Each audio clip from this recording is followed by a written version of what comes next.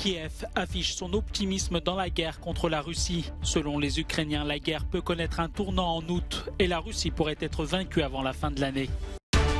La tension entre les pays occidentaux et la Russie continue de monter. Moscou accuse l'Occident de mener une guerre hybride et totale contre la Russie. Les Ukrainiens en quête de carburant. Dans de nombreuses régions, la guerre cause d'importantes pénuries. Reportage dans la ville d'Odessa. Le land le plus peuplé d'Allemagne s'apprête à élire ce dimanche les membres de son nouveau Parlement. Pour le chancelier allemand, cette élection est un véritable test.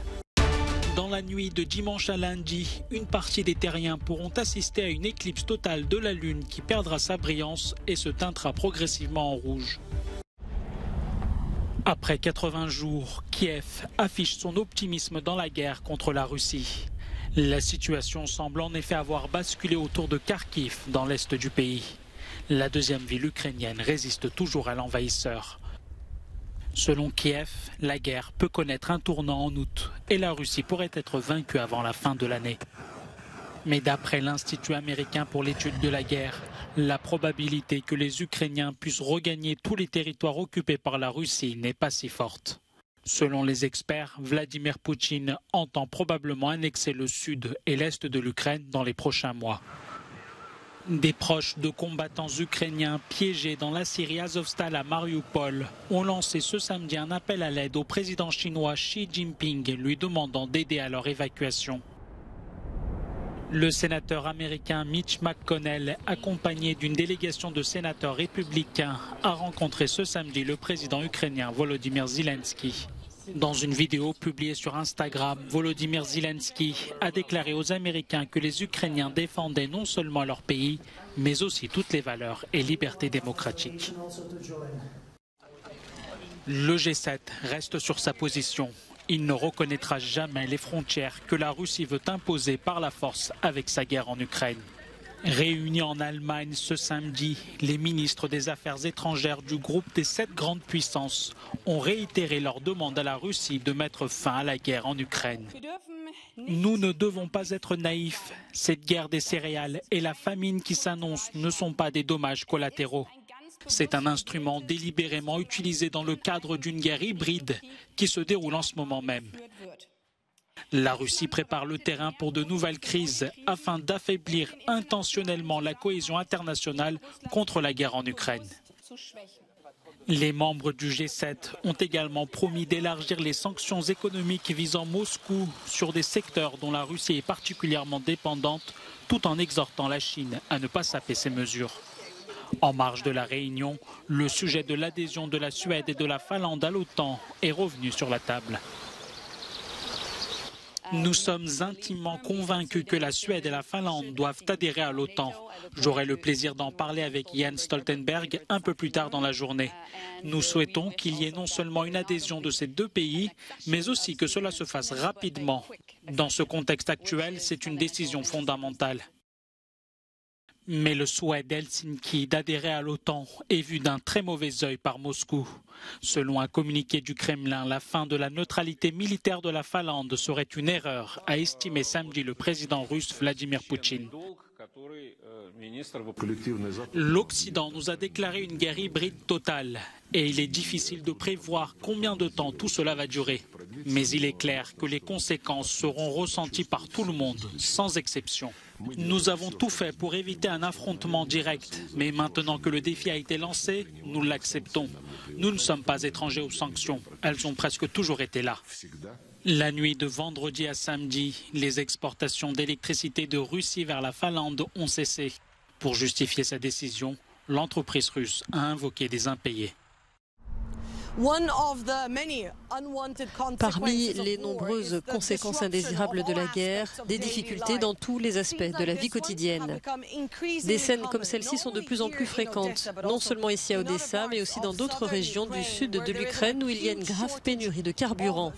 De nombreux habitants disent qu'il leur faut parfois plusieurs jours pour trouver de l'essence.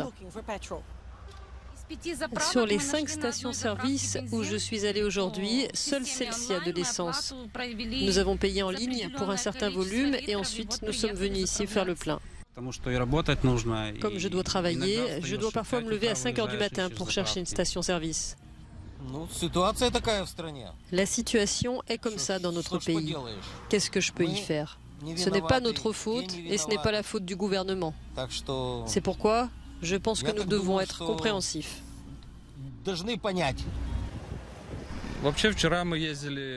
Hier, nous sommes allés dans plusieurs stations-service toute la journée et nous n'avons pas trouvé d'essence. Aujourd'hui, mes amis m'ont dit qu'il y en avait. La vie est dure. Nous n'avons pas de travail. Les roquettes tombent. Nous sommes sur le qui-vive parce que nous ne savons pas où elles vont frapper. Maintenant, je travaille comme chauffeur de taxi, mais le travail est rare. Je ne sais pas quoi faire. Nous attendons que cela se termine par une victoire. Gloire à l'Ukraine. Le gouvernement ukrainien dit qu'il s'efforce de résoudre le problème en établissant de nouvelles lignes d'approvisionnement d'ici la fin du mois. Les habitants devront être patients, mais beaucoup disent comprendre qu'il s'agit de circonstances exceptionnelles et ils sont prêts à faire tout ce qui est en leur pouvoir pour aider leur pays. Annelise Borges from Odessa in southern Ukraine for Euronews. Pour le chancelier allemand, les élections régionales en Rhénanie du Nord-Westphalie constituent un véritable test. Avec 13 millions d'électeurs, le land le plus peuplé d'Allemagne s'apprête à élire ce dimanche les nouveaux membres de son Parlement.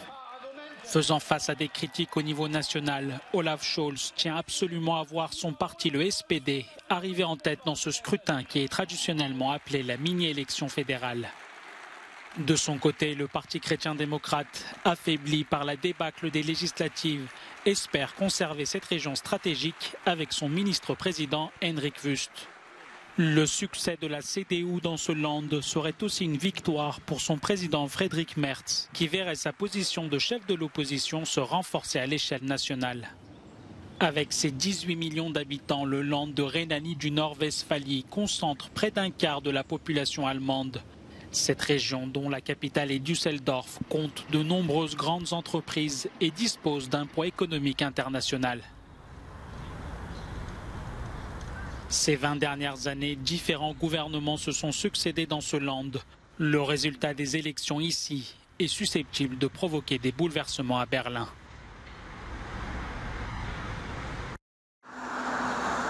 Deux jours après l'annonce du premier cas officiel de Covid-19, la Corée du Nord fait état de 27 décès liés au virus.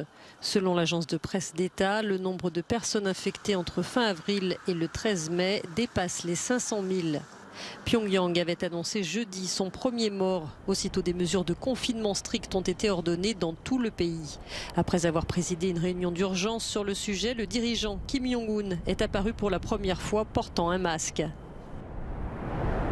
Le système de santé du pays est considéré comme l'un des pires au monde et il pourrait avoir du mal à surmonter une épidémie d'ampleur.